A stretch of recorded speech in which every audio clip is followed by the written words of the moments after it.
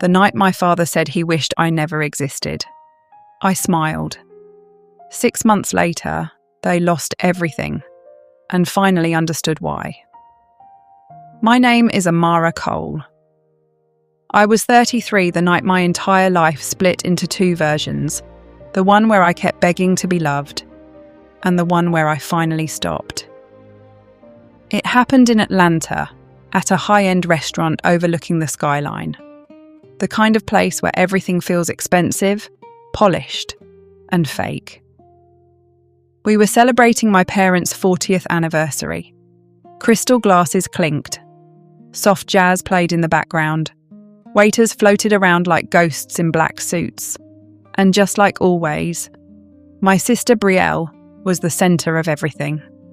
She sat across from me, glowing in a fitted champagne dress, laughing just a little too loud, soaking in every compliment like sunlight. Betrayal, and I heard your company is expanding again, one of my cousins gushed.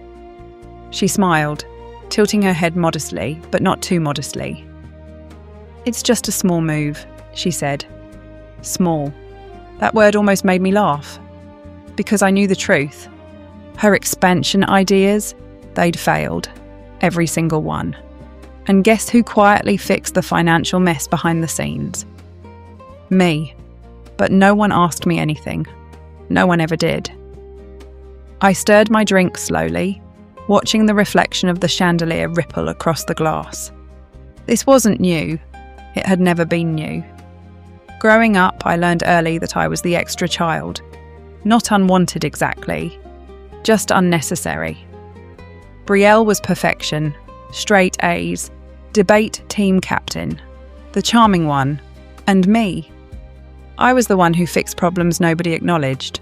I still remember being 15, winning a national math competition, to standing on that stage, holding my certificate, scanning the crowd, looking for my parents. They weren't there. They were across town, watching Betrayal perform in a school play. That was the first time I understood something I would spend years trying to deny. I was never going to be their first choice. And yet, I kept trying. Fast forward years later, they owned a struggling boutique business in downtown Atlanta. Poor decisions, bad debt, disorganized accounts, a disaster waiting to collapse. And who kept it alive? Me. Every single month, I sent $800 from my salary. I reviewed their finances, negotiated with suppliers, fixed tax errors that could have destroyed them. I didn't just help, I carried them. Did they ever thank me? No. Instead, they praised Betrayal. Even when her marketing strategies cost them money, they called her a visionary. I was invisible, but useful. And for a long time, I convinced myself that was enough. Until that night. Back at the restaurant, I finally decided, maybe, just maybe, tonight would be different. I leaned forward slightly. I've been reviewing the store's numbers, I said calmly. There's a way to cut costs and increase profit. Betrayal laughed. Not loud, not dramatic, just enough. That soft, cutting laugh that says, you don't belong in this conversation. Amara, she said, swirling her wine. Not everything is about spreadsheets. A few people chuckled. My fingers tightened around my napkin under the table, but I continued. If we restructure supplier contracts and fix inventory flow... Sweetheart, my mother cut in sharply. Let's not bore everyone. Bore everyone. Years of saving their business, reduced to boring. My father didn't even look at me. He just nodded toward Betrayal. Let her talk. She understands the vision. That word again. Vision.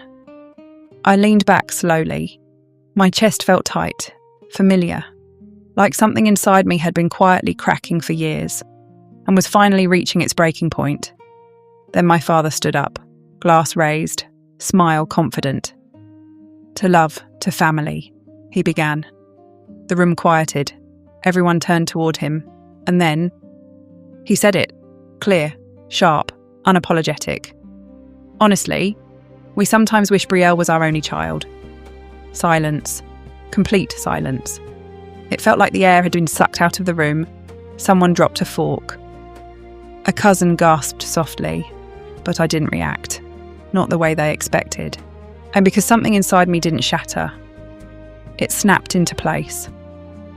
I looked at him, then at my mother, then at Brielle, who was smiling, not shocked, not uncomfortable, just satisfied. And in that moment, I understood something with terrifying clarity. They didn't just overlook me, they chose to. I stood up slowly, picked up my bag, and smiled. "As you wish," I said quietly. Then I walked away, not just from the dinner, not just from that night, but from them. The night air in Atlanta hit differently when I stepped out of that restaurant. Cool, sharp, real. Unlike everything I had just left behind. I didn't cry, not in the car, not on the drive home, not even when I kicked off my heels and sat in the dark silence of my apartment. I just sat there, still, quiet.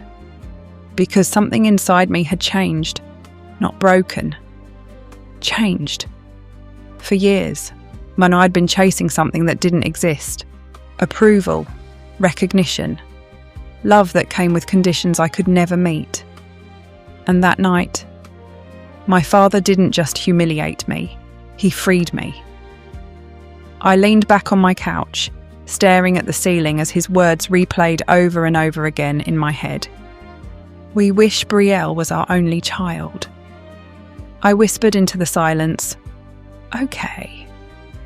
If that's what they wanted, then I would give it to them, completely."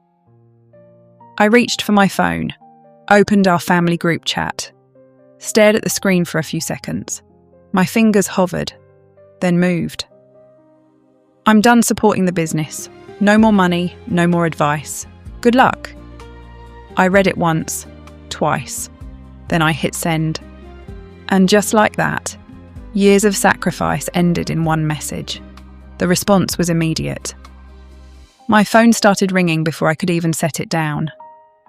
"Dad," and I watched it buzz, let it ring. Then came my mum, then Brielle, then messages. "Amara, what is this supposed to mean? Stop being dramatic. Call me now. You're overreacting." I didn't reply. For the first time in my life, I chose silence, and it felt powerful. By morning, my phone was flooded. Missed calls, voicemails, long messages pretending to care, but dripping with urgency. Not concern for me, concern for what I provided. One voicemail from my father stood out.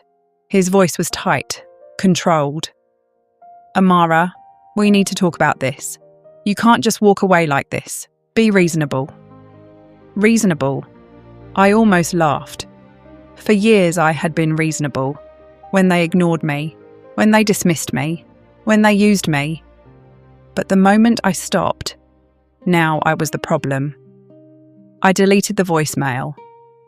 By the third day, the tone changed. Less control, more panic.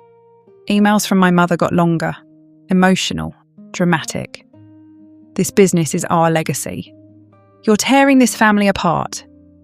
After everything we've done for you." That last line, that one almost made me respond. Almost. But I didn't. Because for the first time, I saw everything clearly. They didn't love me. They depended on me. And now that I was gone, they were scrambling. But the real storm didn't come from them. It came from Brielle. 3 days later, I got a notification. Someone tagged me in a post. I opened it. It was her. A picture-perfect photo of her smiling, wine glass in hand. Caption: "Some people think they're indispensable, but really they're just bitter and jealous." My jaw tightened. The comments were worse. "Wow, some people really need to grow up. Family comes first. A sad. We know who this is about." My name wasn't mentioned, but it didn't need to be. She posted again the next day, this time more direct. When you focus too much on work, you end up alone. No love, no real life, just bitterness. That one hit deeper than I expected, because it wasn't just an attack. It was calculated, personal, cruel. And the worst part? People believed her. Messages started coming in, friends asking questions, co-workers acting different. She was rewriting the story and painting me as the villain. I stared at my phone for a long time. I could have exposed everything. The money, the receipts, the truth. I could have destroyed her image in seconds. But I didn't. Because that would mean stepping back into their world, playing their game, and I was done playing. So instead, I did something that confused them even more. I blocked her, muted the family chat, ignored every call, and walked away completely. No arguments, no explanations, no defense, just silence. And that silence, it started doing something powerful. It forced them to face reality, without me, because behind the scenes, things were already falling apart. Suppliers weren't getting paid, invoices were piling up, mistakes I used to quietly fix. Now, they were exposed. And for the first time, Betrayal had to prove she was as brilliant as they claimed. She wasn't. And deep down, I think they were starting to realise it. But by then, it was too late. Because I wasn't just walking away anymore. I was setting something bigger in motion. Something that would change everything. And they had no idea. What was coming next? A week after the dinner. After the calls. After the insults. After Betrayal tried to turn my life into a public spectacle. I booked a flight. Not out of impulse. Out of clarity. If I was really done with them, then I needed to close the last door they still had access to. And that door was my grandfather. His name is Arthur Cole, a quiet man, sharp mind, the kind of person who doesn't talk much, but when he does, people listen. He lived in Charleston, South Carolina, in a modest waterfront house that didn't look like much. But behind that simplicity was a man who had built serious wealth in real estate. Properties, land, investments, and more importantly, influence. My parents knew it, Betrayal knew it, the entire family knew it, because one day, everything he owned would be divided. And until that week, they all assumed they were part of that future. They were wrong, and the flight from Atlanta to Charleston was short. But my thoughts? Heavy. I replayed everything in my head. The dinner, the words, the silence. But this time, it didn't hurt the same way. It felt final. When I arrived, the air was warm, carrying that calm coastal breeze. Peaceful. Nothing like the chaos I had left behind. Grandpa Arthur was already sitting on the porch when I pulled up. Rocking chair, newspaper folded beside him, watching, like he knew I was coming. "You look like someone who's made a decision," he said as I stepped out of the car. I smiled faintly. "Maybe I have." He nodded once. "Good. Come inside." No questions, no pressure, just space. And that's exactly what I needed. We sat in his living room, the sound of waves faint in the background. And for the first time since that dinner, I spoke, not carefully, not politely.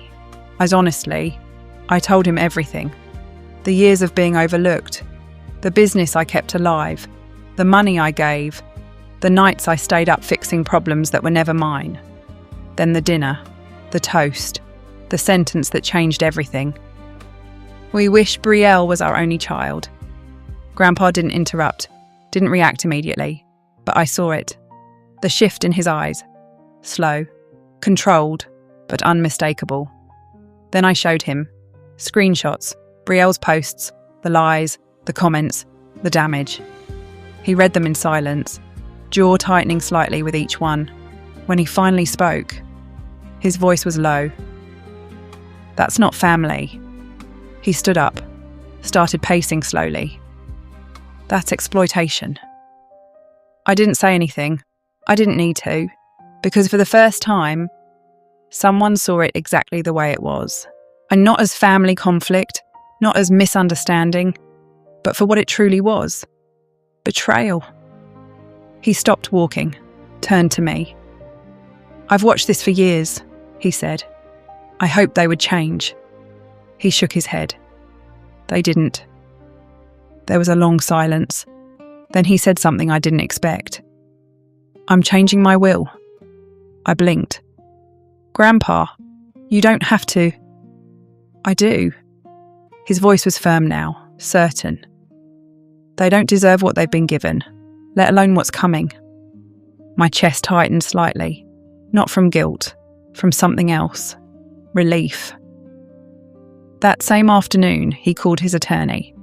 A sharp, well-dressed man arrived within hours. Papers were drawn, changes discussed, and I sat there quietly, watching something irreversible unfold. He made it clear. My parents, removed. Betrayal, removed. Everything. The properties, the land, and the investments would go to me, with a portion donated to a charity he had supported for years. When the lawyer left, the house felt quieter, heavier. Grandpa looked at me. "You didn't earn this because of what you gave them," he said. "You earned it because of who you are." That hit deeper than anything else, because for years, no one had ever separated the two. To them, I was only valuable when I was useful. But here, I was seen, not for what I could do, but for who I had always been. Before I left the next morning, he asked one last question. "What happens to their business now?" I didn't hesitate. "They figure it out." He nodded slowly. "They won't." I knew that too, because I wasn't just helping them before. I was holding everything together. And now, that support was gone. Completely. And as I drove away from his house, something settled deep inside me. This wasn't revenge. This wasn't anger. This was alignment. For the first time in my life, things were shifting in the direction they were always supposed to. And back in Atlanta, they were about to feel it. When I got back to Atlanta, I didn't check my messages. I didn't call anyone. I didn't explain myself. I simply lived. And for the first time in years, my life felt quiet. No late-night emergency calls about unpaid invoices. No frantic texts about suppliers threatening to pull out. No stress that didn't belong to me. Just silence. Peaceful, unfamiliar silence. But while my world grew calmer, theirs was beginning to fall apart. At first it was small things. A supplier delaying delivery, a payment bouncing, a shipment that didn't arrive on time. The kind of issues I used to fix before they even became problems. Now, they were piling up. I didn't hear it from them. Of course not. I heard it from a cousin. We were never particularly close, but that day she called out of nowhere. Her voice was hesitant. "Hey, I don't know if you've heard." I already knew, but I let her talk. "The store's been having issues," she said carefully. "Suppliers are complaining, payments are late, and there's talk of an audit." I leaned back in my chair, calm. An audit? Of course there was. I had warned them, multiple times. Fix your books, clean up your records, prepare for this. They never listened, because Betrayal had a vision. And now, reality was knocking, hard. "Are you going to help them?" my cousin asked. That question would have broken me months ago. I would have rushed in, fixed everything, and saved them again. But now, no, I said simply. There was silence on the other end. Then she sighed softly. "I figured." After we hung up, I sat there for a moment. Not guilty, not angry, just certain. Because this wasn't something I caused. This was something I had been preventing. And now that I stepped away, it was unfolding exactly as expected. Days turned into weeks, and the updates kept coming. The audit turned into penalties, big ones, thousands of dollars, then tens of thousands. Unpaid taxes, incorrect filings, years of sloppy accounting, mistakes I had quietly corrected before, now fully exposed. Suppliers started pulling out. No payments, no trust, no business. Shelves that used to be full started looking empty. Customers noticed, then stopped coming. And Brielle, she tried. I'll give her that. She stepped in, took charge, and started making decisions. Loud ones, confident ones. But confidence without competence is just noise. She launched a massive clearance sale to bring in cash, slashed prices, big promotions, aggressive marketing.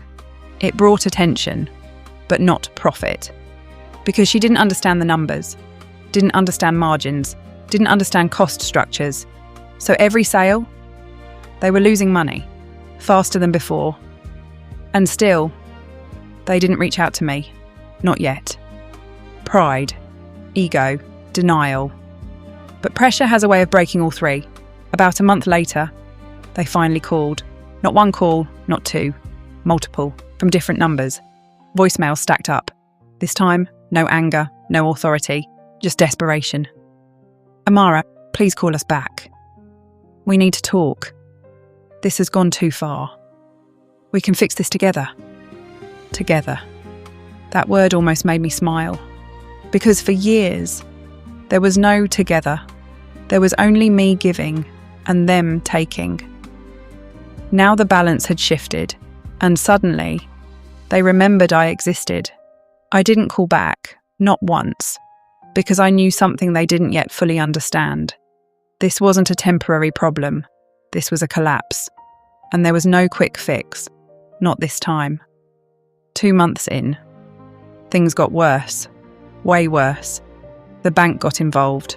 Missed payments, accumulating debt, loans they had taken, expecting me to cover the gaps. Now, unpaid, unmanageable. And then came the moment I knew it was over. The store closed. Not temporarily, not for renovation, permanently. Locked doors, dark windows, a for lease sign hanging where their pride once stood. Just like that. The business they had built their identity around was gone. And with it, Brielle's image. And because you can't claim to be a visionary when everything you touched collapsed, that's when the narrative started to shift. Slowly, quietly, people started asking questions. Family members who once praised her started connecting dots. Wait, wasn't Amara the one helping them? Wasn't she the one handling finances? And once that question was asked, everything began to unravel. Because the truth had receipts. And unlike lies, truth doesn't need to shout. It just waits. And eventually, it gets seen. By the 3rd month, the silence around my family started changing. It wasn't loud. It wasn't dramatic. It was curious. The same relatives who once clapped for Brielle's every word were now asking quiet questions behind closed doors. What's what really happened? How did the business fail so fast? Wasn't Amara handling the finances? That last question, that was the beginning of the end. Because once people started looking, they started finding. It began with something small, a screenshot. One of my cousins, probably tired of the drama, dug through old messages and found proof. Bank transfers, month after month. $800. Consistent. Reliable. Undeniable. Sent from me to them. For years. That screenshot didn't stay private. It spread. Family group chats, private messages, whispers at gatherings. And suddenly, The story Brielle had been telling started falling apart, because now people had a new question. If Amara was the one funding the business, then what exactly was Brielle doing? That question? Brielle couldn't answer it, but she tried. Oh, she tried. Or she made another post. This time longer, more emotional. People are twisting the story. You don't know everything that goes on behind the scenes. Some sacrifices aren't visible. It sounded convincing, but it was too late, because the truth had already slipped through. And once people see even a piece of truth, they start looking for more. Another cousin shared emails I had sent years ago. Detailed financial breakdowns, advice, warnings, ignored, every single one. Now the picture was clear. I wasn't just helping. I was the reason the business survived as long as it did. And Brielle? She wasn't the hero. She was the distraction, the image. And the moment that realization spread, everything shifted. Comments under her posts changed. From support to skepticism. From praise to criticism. Isha, you never mentioned she was funding everything. So all those ideas didn't actually work. Why lie about your own sister? That last one hit hard, because for the first time, the spotlight wasn't flattering, it was exposing.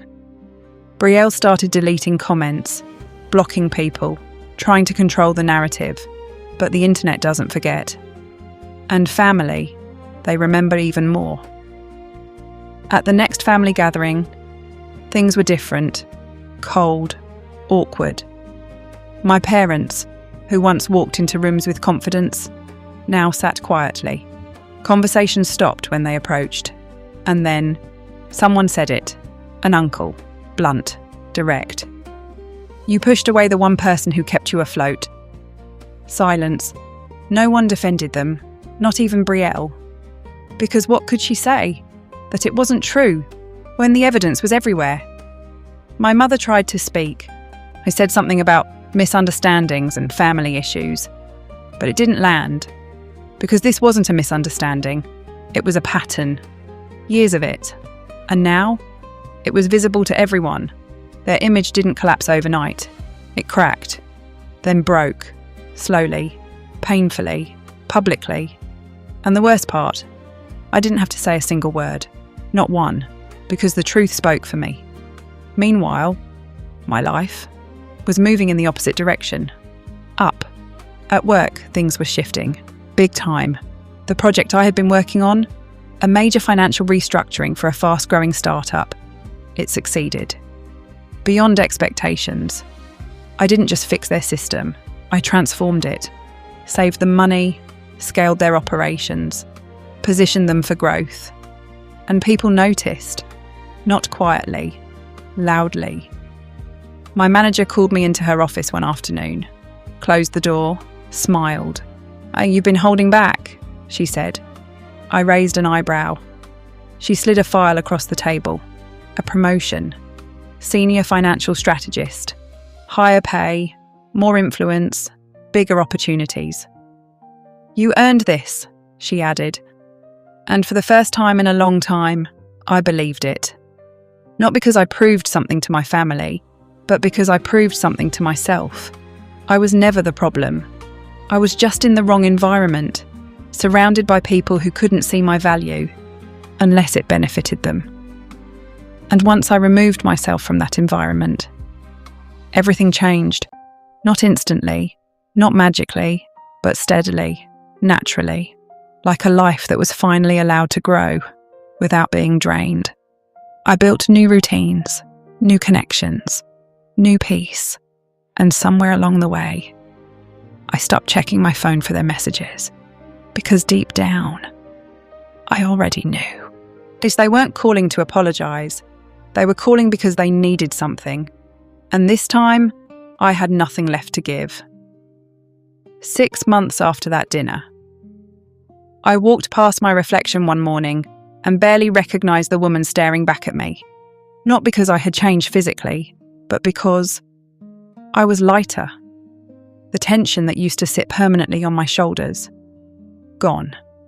The constant need to prove myself, gone. The quiet exhaustion of carrying people who never carried me, gone. And in its place was something I hadn't felt in years. Peace. My life wasn't perfect, but it was mine. Work had become more than just a job. It was a space where I was seen, respected, and valued for what I brought to the table. That promotion, it wasn't just a title, it was validation. Not from people who were forced to acknowledge me, but from people who chose to. The startup I worked with continued to grow, and with it, so did my reputation. Clients trusted me, colleagues respected me, and for the first time, I wasn't shrinking to make anyone else comfortable. Outside of work, my life felt fuller. Emily became more than a friend. She became family. The kind of person who checks on you without needing a reason, who shows up, who stays. And then there was Daniel. I met him at a networking event I almost didn't attend. He was a structural engineer, quiet confidence, dry humour. The kind of man who didn't need to impress anyone, because he was already secure in who he was. Our first conversation lasted 10 minutes. Our second, 3 hours. By the third date, I found myself doing something I hadn't done in a long time. I'm opening up, not all at once, not dramatically, but piece by piece. I told him about my family, the dinner, the words, the silence that followed. He didn't interrupt, didn't try to fix it, didn't offer empty advice. He just listened. And when I finished, he said something I'll never forget. Some people don't recognise value unless they lose it. That doesn't mean it wasn't there. Simple, but powerful, because for years, I had questioned my worth, wondered if maybe, just maybe, they were right about me. But now, I knew better, because the same person they dismissed was the same person building a life they couldn't touch. And that realisation, it didn't make me bitter. It made me free. I never reached out to them. Not after the store closed. Not after the truth came out. Not even after I heard about everything they lost. Their house. And their business. Their reputation. And Brielle? She faded. The same people who once praised her stopped listening, because confidence without results eventually exposes itself. I heard she was bouncing between jobs now, trying to rebuild something, without the illusion she once relied on. My parents, struggling, quiet, the loud pride they once carried, replaced with silence. Regret, maybe, but regret doesn't rewrite history, and it doesn't rebuild what was broken.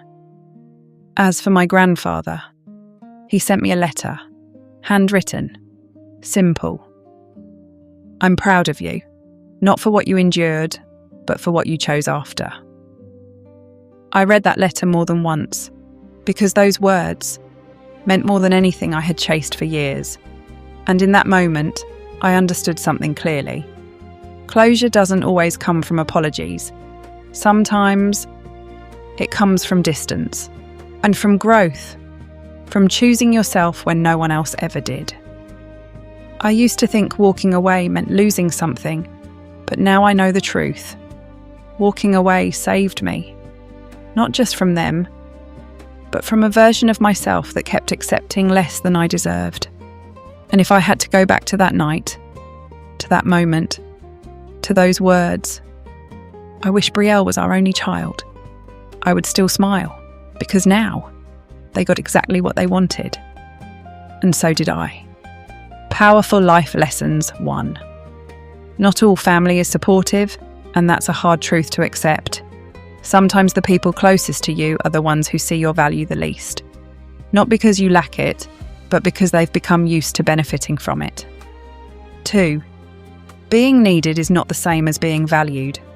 I was needed for my money, my skills, and my solutions. but I was never truly valued as a person. And once I stopped giving, their love disappeared. 3. Silence is a powerful response. Not every attack deserves a reaction. Sometimes the strongest move you can make is to step back and let truth reveal itself over time. 4. You can't earn love by overgiving. No matter how much you sacrifice, fix, or prove yourself, the wrong people will never appreciate it. You don't win love by exhausting yourself. Walking away is not weakness, it's self-respect. 5. Leaving doesn't mean you failed. It means you finally chose yourself over a cycle that was draining you. 6. People reveal their true character when you stop benefiting them. The moment I stopped helping, their tone changed, their attitude changed. That's when I saw the truth clearly. 7.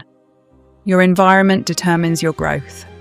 The same version of me that was ignored at home was celebrated at work. Sometimes you're not the problem, you're just in the wrong place. 8. Closure doesn't always come with an apology. You may never hear "I'm sorry," but peace comes when you stop waiting for it. Don't forget to like this video, because someone out there needs this message more than you think. Share your thoughts in the comments. I read every single one, and your story might help someone else feel less alone. And if you've ever had to choose yourself over people who took you for granted, share this video with someone who needs the courage to do the same.